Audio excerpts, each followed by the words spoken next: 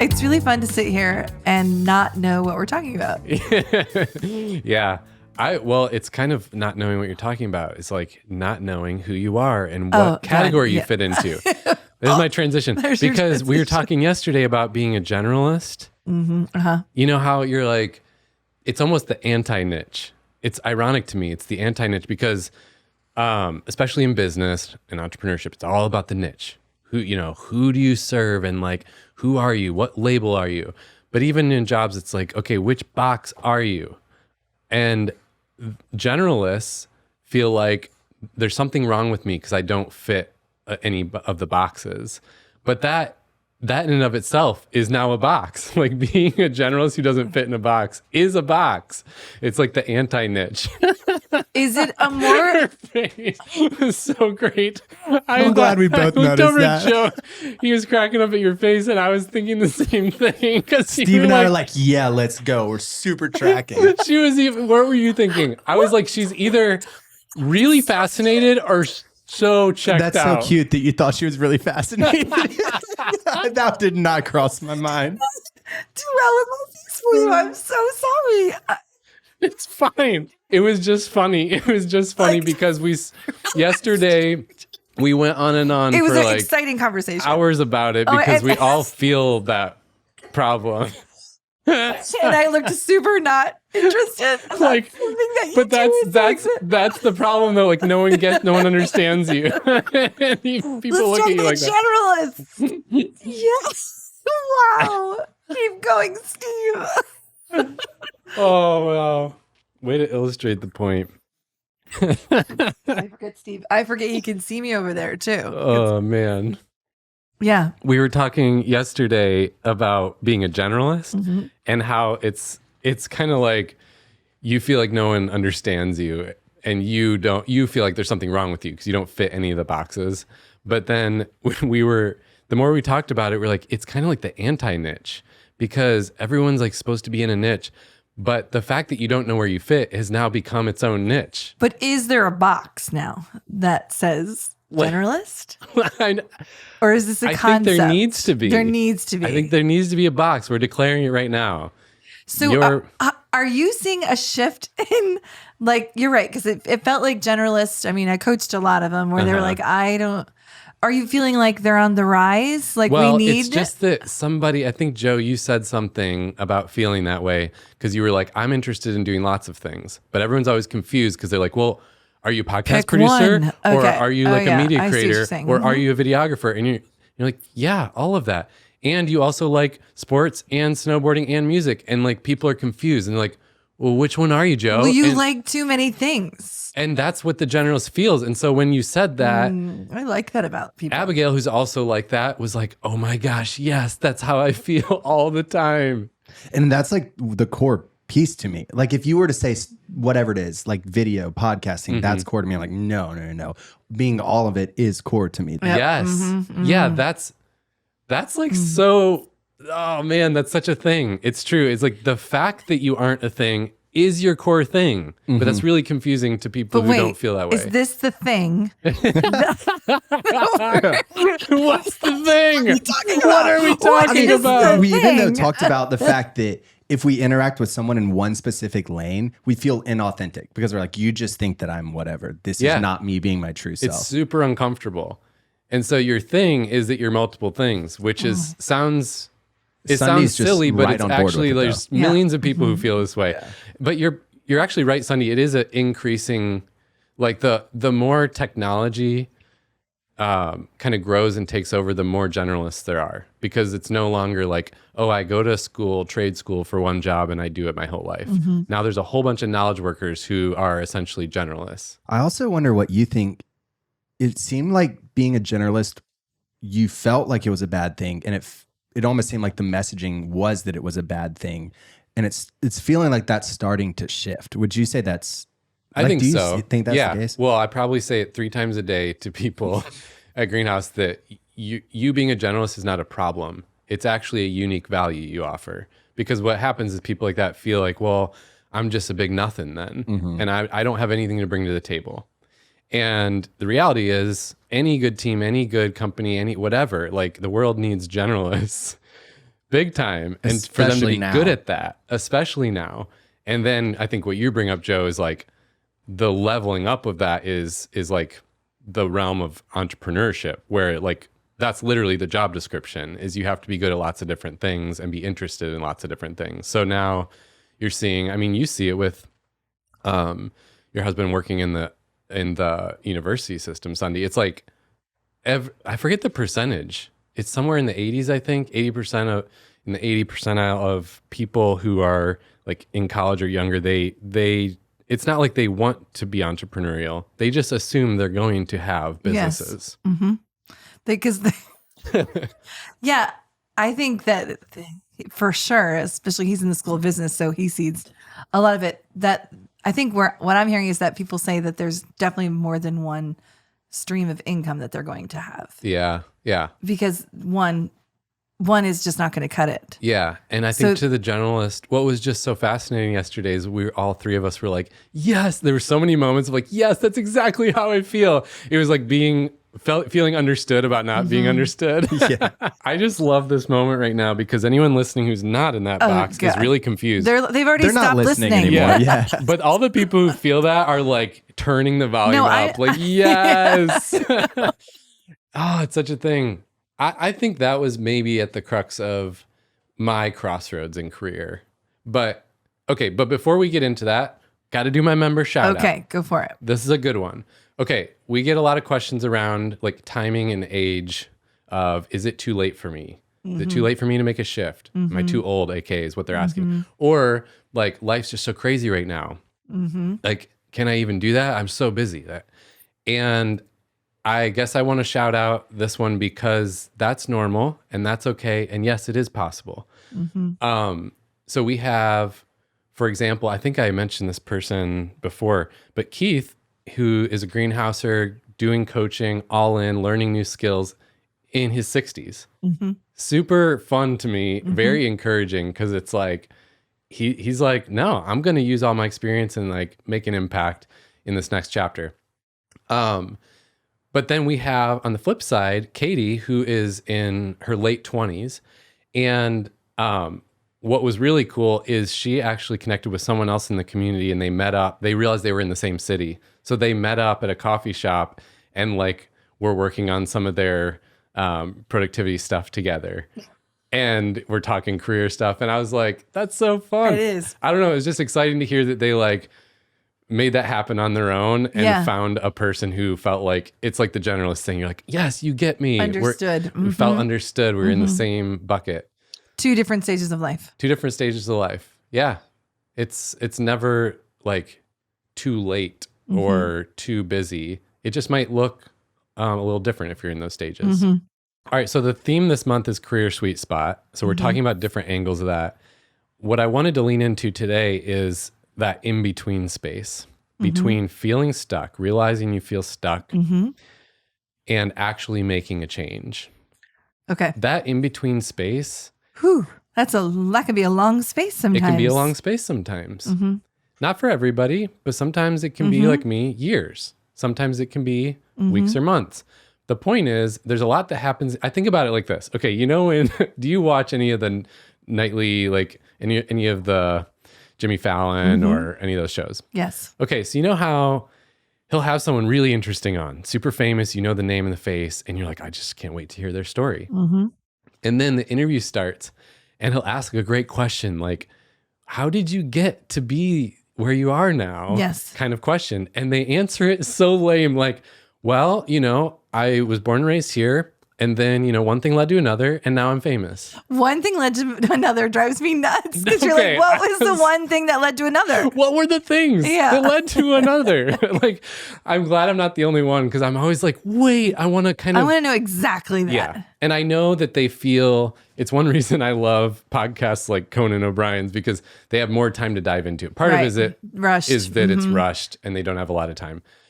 Point is, there's a lot of one thing led to another's that we don't hear about because even for us at Greenhouse, like we do an ad, we have 20 seconds to say and get the message across. Right. We can't share all the backstory. You got to make it sound like very crisp and clean. Like, you're stuck And then the next day you figure it out and your life is amazing. Right. So I want to pause and talk about the in-between, like share a bit from my experience. Sure. If you want to share some from yours, you can too. I was at a crossroads and kind of felt like I don't know where to start to even, how to go about this. So there was a lot of like feeling overwhelmed in that. And, what's the step? Who do you talk to? Where do you go? Like, I don't even know. But I think as I was thinking back, the main thing I was experiencing was like a lot of fear. It was a lot of, and it might've been subtle. Like, I don't know that I was feeling like I was afraid, but looking back, I was like, oh my gosh, I was so afraid of what others would think. That was the big one for me. Like, what are people in my life going to think if I make a change? And especially, being fairly newly married, it was like, oh, what is Ashley going to think? Yeah, that's a big one. Because there's expectations of the people in your life and your life circumstances. And so I was really afraid of like, even if I tried to go after a shift, how in the world would I even bring it up with her? Like, and you all listening know what I'm talking about. Those dynamics, every relationship's different.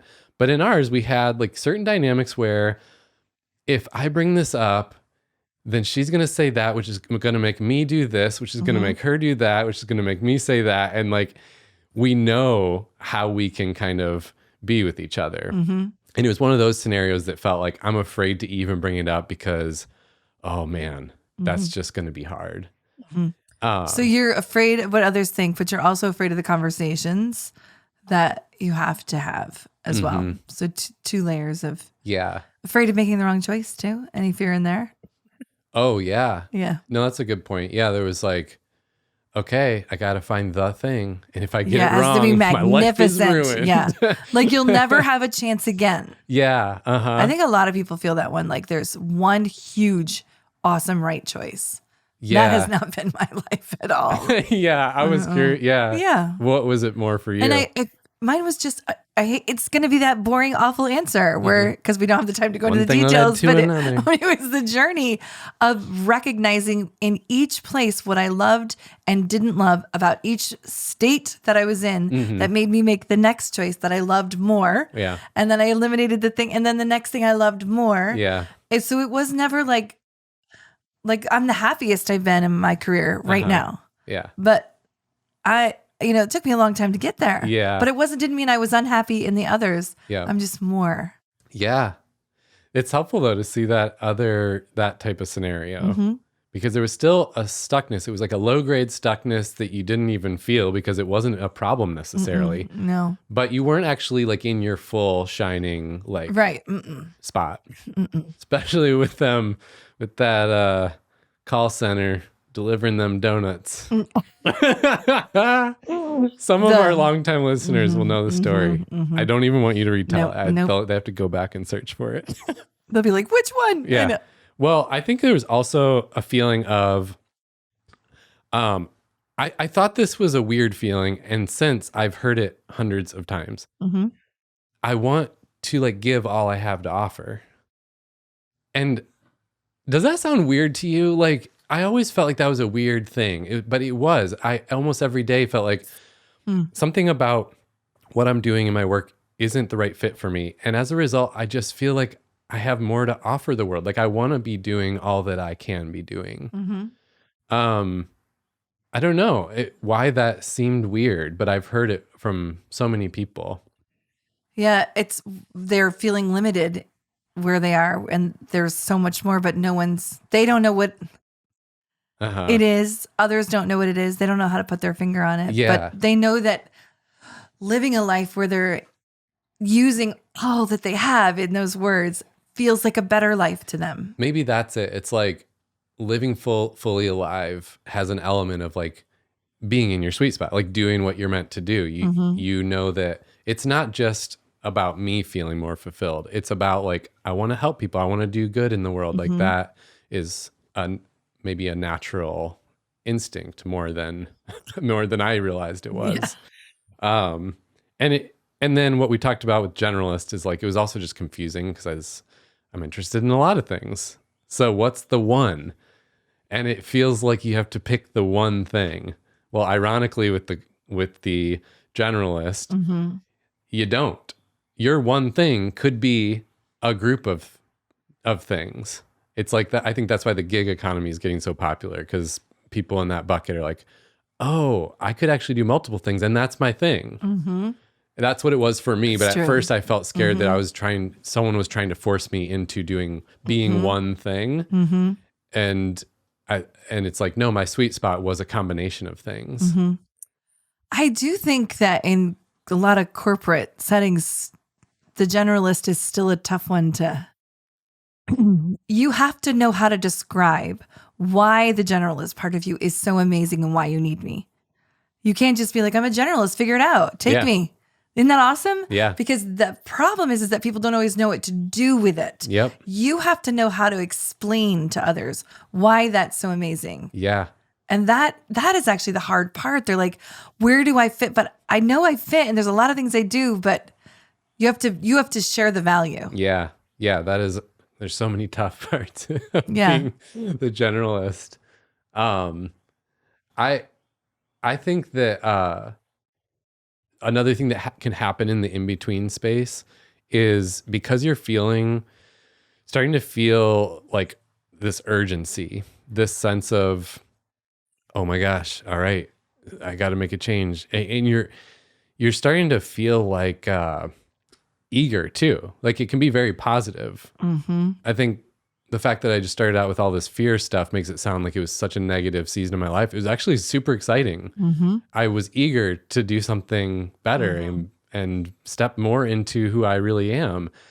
But that eagerness can lead to a lot of like weird decisions and missteps. So like I said at the beginning, for me, it was multiple years of actually applying for like jobs that, looking back, it's hilarious. It was not the right thing.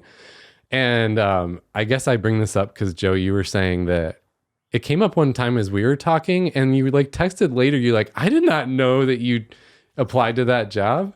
Yeah, it was just funny because I'd heard your story talked about a number of times. I mean, we've talked about it on the podcast a lot. Yeah. But then you were just sharing specifics of the jobs. I'm like, whoa. When you were saying you were stuck, like, you weren't kidding. Like, you were applying to any and everything. Yeah. Like, and I think it's one of those, one thing led to another. Like, I breeze over that part of the story because to me, that's whatever, irrelevant. Like, I finally found the thing, and like, let's tell that part of the story. And even though I hate when people do that, I want them to like tell me the part in between. So I do coach people a lot who are, we're not going to say that they're career spot seekers, but they really are. But maybe they've come and said, I'm a job seeker. And what's coming to my mind is that I tell people to apply for random things too, even if they're unsure, because that's also part of the journey. Part of the process. Because you will learn through even that interview process, or where you're like, gross, no way. But you don't know it until sometimes you're in there applying for the job, until the knowing comes from the exploring. Yeah, I know. I agree. I was talking to a guy the other day who came into the conversation like, all right, ready to make a shift, had actually left his previous job already. So he was very much like, all right, time's, clock's ticking. And what I told him at the end is, well, part of what happens is, and this is the beauty of it, is like, I'm going to slow you down. I'm actually going to pull you back and say, we need to forget about the labels that have been placed on you for all these years, clear the decks, and get in touch with who you really are and what you really want. And then we'll come back to the whole like jobs and blah, blah, blah. But if we rush into that stuff first, you'll end up in another job that's like the same stuckness you just had, because it'll be the easy, obvious thing. And I mean, he was like, oh, this sigh of relief. He was like, yes, okay. He didn't know that part of the process was even a thing. Because everyone's first thing is like, all right, got to brush up my resume. But it's like, whoa, we're going to slow you down. And yeah, go ahead. Well, a question I have with it, a consistent theme that comes up is it's both and for a lot of stuff. And what you were saying, Sunday, that you still do this clicking and applying and figuring that out. How does the both, I'm just curious, how does the both and work in this situation? Well, here's a good example that's similar to the click around. So one of the jobs, so I think the two I told you, Joe, that you were surprised about, And yeah, not many people in my life knew at the time. I applied to a ministry to be a missions director for a big church. Like, what?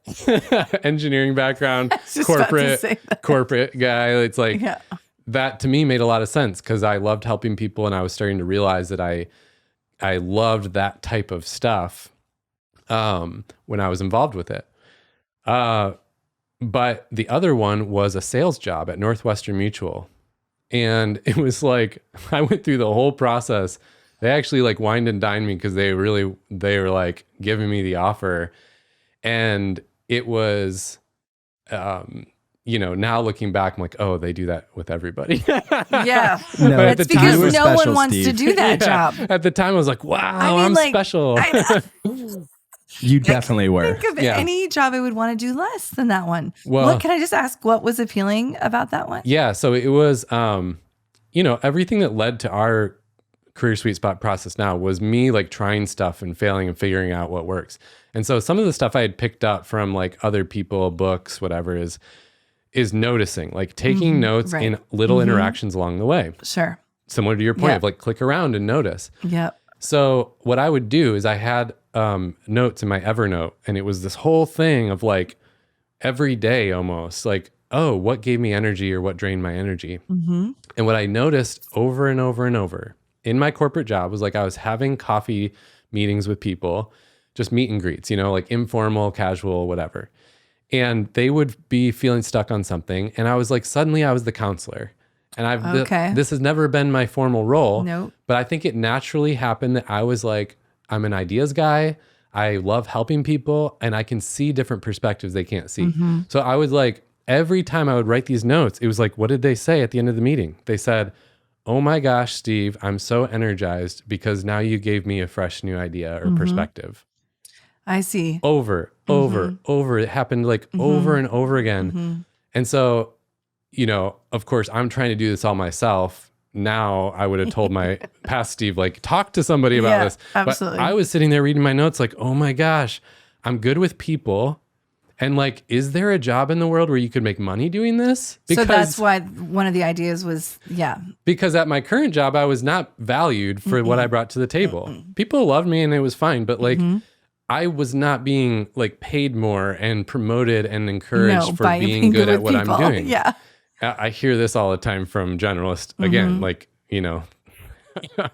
it's like the company, it's not that they're bad, but they don't value the people skills because they're not a people company.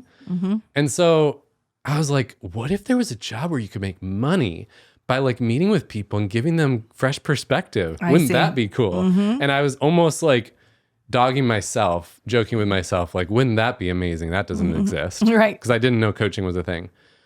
Also, rewind to like all growing up as a kid, I would think about like, I love those fire pit settings is how I always thought about it. Like when you're around a fire pit and those deep conversations about life and stuff, I loved those. And I know some people like totally are bored by that. I love those conversations. And I would also think like, man, what if there's like a job where you can make money, like having conversations about the future? A professional fire pitter. Fire pitter. And now I make money being a professional fire pitter. And it was like, so my first stab at it was, I don't know, sales. Right. I see. And they were interested in me because I had like a connection to someone there. And so I don't know. I went through the interview process. I had no idea what that was. It was really scary because you make zero money at first, but then they show you how you can make millions eventually, which is true for the few people who like stick with it and grind and have the right personality. That's where my oldest did his internship is between the junior and senior year in college there. Yeah. It was hard. Yeah. My wife had a stint there and I have some good friends who worked there. But I can see that the entrepreneurial part of it, because you kind of you build how big and how much you want. So that also. Well, it's funny you mentioned that was exactly where I was going. So it's like your click around because that's part of the journey. Those interviews at Northwestern Mutual, I literally pulled up the notes the other day because they're in my Evernote thing. It's like tagged. And I went back and I found Luke, if you're listening, this guy Luke was one of the interviews. And he talked about his own like entrepreneurial spirit and how that's been a very cool part of that job. He's building his own team. He's kind of building his own product, but not as risky as like fully starting your own thing. And those conversations were I had a bunch of his quotes written in my Evernote. I was like, oh my gosh, those were some of the moments that started unlocking things for me. Yeah. Now, Luke was just a tiny part of like 100 other people that helped unlock things for me. But it was like, oh my gosh, I love that stuff too. I'm kind of like Luke. Whoa. And it has nothing to do with sales. No. It was the entrepreneurial, like, or advising people on money. and or, then that part of like helping people in their life and the types of conversations you got to have with people. It was like fireworks going off in my head. Meanwhile, he's probably thinking this is a bummer because I was telling him I don't want the job. But for me, you learned something. Yeah. Yeah. Just listening. One thing that I'm curious about here is you drew these conclusions along the way, though. It wasn't like you had the conversation, but then you noticed and brought up conclusions and then adjusted each next job opportunity based off of that. And I don't know if that's inherent in everyone. And I'm just curious. The dot connecting? The dot connecting and recognizing with these curious conversations with people that you liked helping people. And how did you draw those threads? Yeah. What about you or your process led to that? Well, I'm glad you asked that because, okay, my first reaction is like, yes, I'm naturally a dot connector. Again, that was one of my skills that wasn't valued in the corporate world that like as an entrepreneur is the whole thing. So that was probably part of it. But I think, and Sunday, you might resonate with this too. It's like learning the process of noticing and taking notes. Like that whole Evernote thing was actually a very intentional move. Do you think about that? Yeah, because I'm not naturally a very systematic person in those ways. But I definitely became really good at noticing, but I also wrote it down somewhere too. So I was keeping track of it. But where did you write it down? I didn't know you did it too. Where did you write that kind of stuff down over the years? Just a good old boring notepad. No, I'm picturing. Wait, hold on. The way you kept a notepad over all these years and didn't lose it? Like that part's amazing. Multiple. That's insane. No. So that's so funny because I'm picturing, okay, for anyone listening, Sunday takes notes really big. Like really you'll have a notebook with a regular like 8.5 by 11 page. And you write maybe 3 sentences that actually kind of cover the whole page. I know. Meanwhile, and Ashley gives me such a hard time about this. Tiny. I'll take like one sticky note and write like a page of notes on it in tiny and then in the edges around the corner. Sorry, you're responsible economic over here. Sorry that I'm trying to save the environment. Jeez. I care about trees. He definitely is. Yeah. But no, so I'm picturing when you say your notebook, like how many? There are many notebooks that were filled here. Huge. Probably an entire bottom shelf. I did not know this. This is so cool. Notes. My mom did the same thing. So I do. And then, so what happens is if I wanted to reflect, I would just pull out my notebooks again and be like, where was that? Or what was I thinking in that place? Because I always observed how I was feeling or thinking. This is so good. Okay. So Joe, I think to answer your question, for someone who's listening, like I don't really notice or connect dots. What do I do? It's really just this. It's as simple as starting a notebook where you notice things. I'm serious. And I'll actually give a specific way to do this at the end because this comes up so much with people we coach. It's like, no, your action item is to buy a notebook that's only for noticing. It's got to be separate. It's a You're noticing notebook. Oh, we should market that. Noticing notebook. Okay. And then it's your place where every day you jot those things down and you won't be good at it first, but it's a habit you're starting to build of noticing what's happening in the moment in the day and then writing it down. It's really that simple. So another job, I don't know if any of you know this one. Okay. So also in that same period of time, I, with 2 other people, started a tech company on the side, like a tech startup, an app. And I'm not going to explain the whole idea because it's like TM. Thank you. It's so good. You'd have to sign a non-disclosure. But I still think it's such a good idea. It's basically, we're all musicians and we hated how anyone who's not a huge star is basically poor. Like it's hard for them to make money being a musician full time. So the app helped them, but touring is still necessary for every musician, even though like fully digital age, right? You still have to tour to build a fan base and to make that work. But the problem is smaller musicians, which is the vast majority of them, it's like this huge tail curve. So you've got like Taylor Swift at the top, and then everyone else struggles to make money on tour. Sure. And even people with big followings online usually lose money on tour. So it was an app that would like help them tour and be profitable and make it a real job. I was like, yes, this combines my love of music and entrepreneurship. And I'm like, I actually believe in this mission big time. Such a good idea. So I give away too much, didn't I? Yeah, you did. Dang We'll it. redact part of it. But to your point, Sunday, of the clicks along the journey, once again, that idea went nowhere. But I learned so much about myself. Like, oh, okay. My noticing notebook suddenly had more pages full of like the different kinds of activities and skills that I was like, yes. And so it like was piecing together slowly over time. I think what's fun about coaching is we speed that up for people. So it would have happened. Right. Mine was years. There wasn't a coach. Years to weeks, please. You know, I guess that was another one.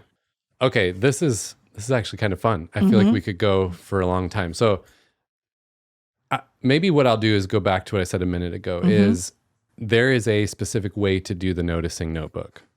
And I want to break it into two parts. Okay. Because noticing notebook sounds great, but real life is you have people in your life with expectations, and that again can be the hardest part of figuring this out. So I'll start there. If there are people in your life, you're like worried about what they'll think, or you have to figure out logistics with them.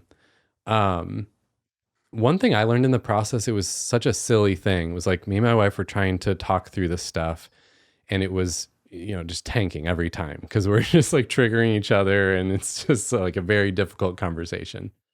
And long story short, one of the things we realized about each other is I would approach these conversations with a big spreadsheet. As an engineer, I was like, all right, I've mapped out everything. I think here's the plan, and it's on a spreadsheet. There could be no worse way in the world for her to consume information than a spreadsheet, right?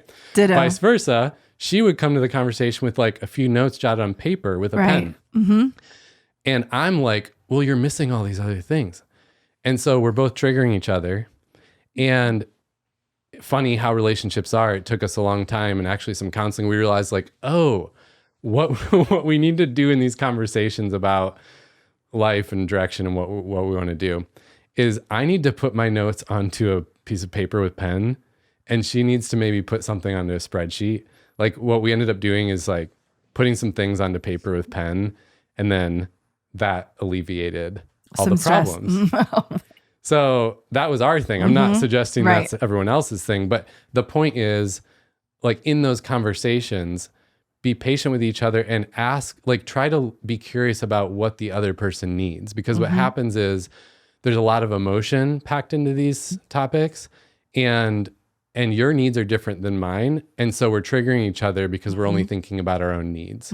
That's all I'm saying is like, if it were me and you, Sunday, I could be like, all right, so what do you need in this conversation? I just want to make sure I'm conscious of that. Sure. That's it. That's the question. And then we can kind of get over some of those speed bumps. Yeah, because I was thinking about a conversation with Adam, and if he said to me, and he does this a lot, Adam's my husband, that what do you need in this conversation? And I'm like, I need you to not give me 5,000 ideas, and I need you to not give me so many details. Because that would be his natural way. And then I'm just bored. Yeah. And so I've